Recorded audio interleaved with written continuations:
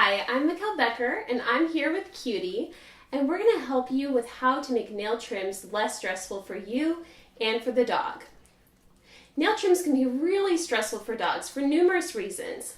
One of the reasons is that a lot of dogs are not accustomed to having their paws handled, or if they are accustomed to having their paws handled, it's usually in a different situation that's completely different than the nail trim scenario.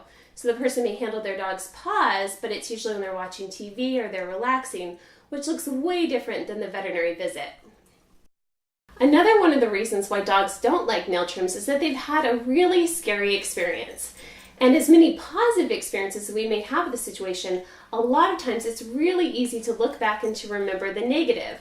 So for instance, a dog may go out on a lot of walks and they have great experiences with other dogs. However, the one time that they happen to get attacked by another dog, that's the time they're going to remember. And it's the same way with nail trims. The dog can have a great experience. However, if they get their quick cut or say that they have too much restraint and it's really scary, and maybe they get a muzzle put on really fast and they have 3 people holding them down for the nail trim, they definitely will remember that stress in that situation. So the next time it's going to be much more difficult to do the nail trim on that dog.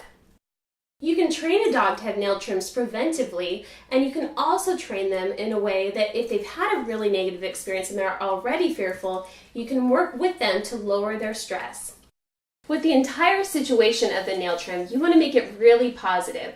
So whether it's handling the dog's paws, or the side of the clippers, or even the environment where they're going to have their nail trim, such as the veterinary hospital or at home, trying to make that a major positive.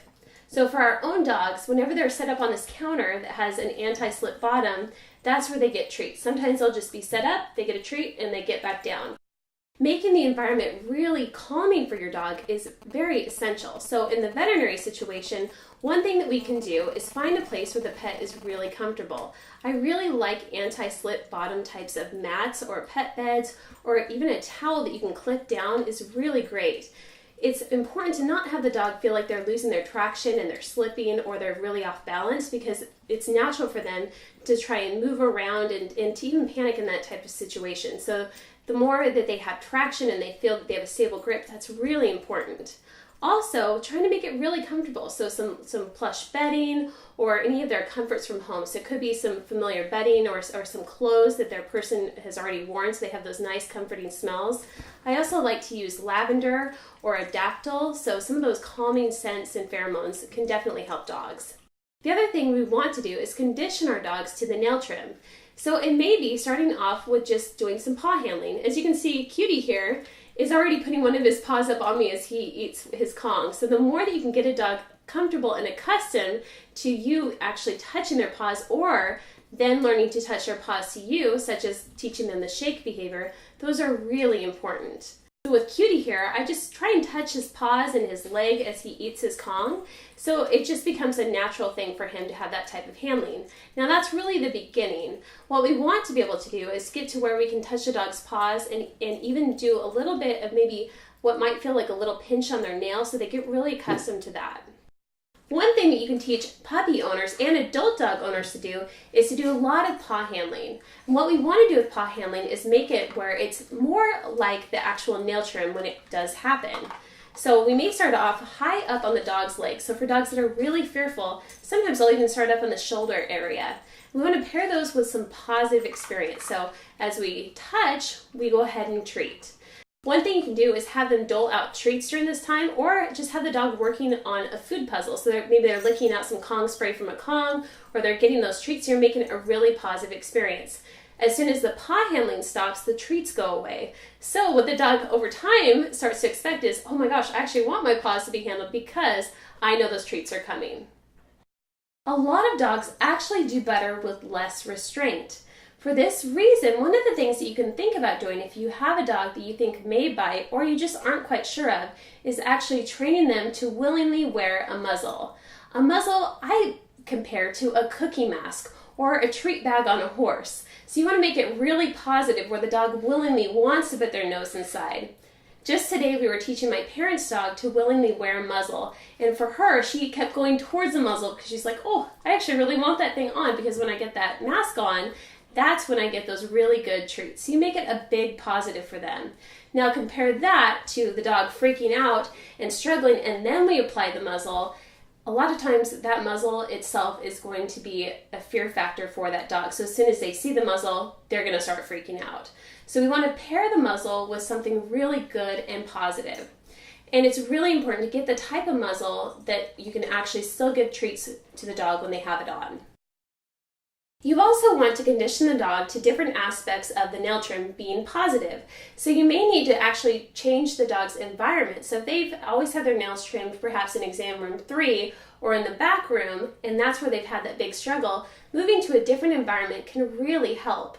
The same thing with the clippers. If a dog has a negative association with the type of clipper, you can go ahead and switch them to something that the dog doesn't have that negative association with. The other thing that you can do is condition the dog to be happily expectant whenever they see the clippers.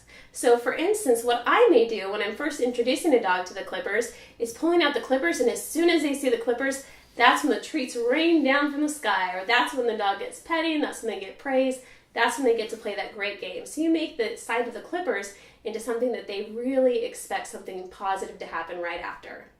The other thing you can do is teach the dog to target the clippers. They may start targeting with their nose, and just so any approach the dog makes towards the clippers down on the floor, you can go ahead and reward that. Or you may be holding the clippers in your hand and teaching the dog to move over towards them. That gets them familiar with it, and it also lets them check it out. So that's really helpful for any tool that the dog may be a little bit hesitant around. Then what we want to do is pair the different aspects of the nail trim together. So once we have the dog in a position that they're nice and comfortable in, so for Cutie, I know that he is a lot more comfortable being held than he is just standing on a table. So for him, he would feel most comfortable being in that position for his nail trim. Other dogs may have a different situation or position that they're more comfortable being held and handled in. So go ahead and do what works best for that dog. And remember, you can always use that muzzle that they have already been conditioned to if you need to have a way to ensure that you aren't going to be bitten and it's not such a struggle with having to have 3 techs on one dog. Another thing to think about is using a predictor cue with the dog. For some dogs, if they're a little bit nervous about having their nails trimmed or just being handled in general, you can teach them to do this on cue. So with my own dogs, what I like to say is the word paw, and then I may just reach out and touch the dog's paw, and then they get a reward. So they start to expect and predict that whenever she says paw, this is what happens. So it helps them to relax. Sometimes the unknown and just that scary part of, okay, what is she going to do? Why is she handling me? What's going to happen? That can make the dog more anxious. Whereas if they've been conditioned to, they say paw and, oh, I know what they do. They always touch my paws and this is a positive. That can really help the dog relax.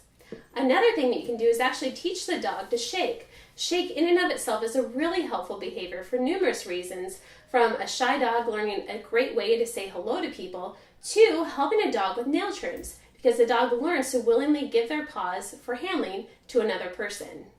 The other thing that you can do is condition a dog to the sight of the clippers and also to the sound of the clippers. So what I like to do is take something hard and crunchy. It may be uncooked noodles, it may be a carrot, and I go ahead and clip it so when the dog hears the sound, they get a treat.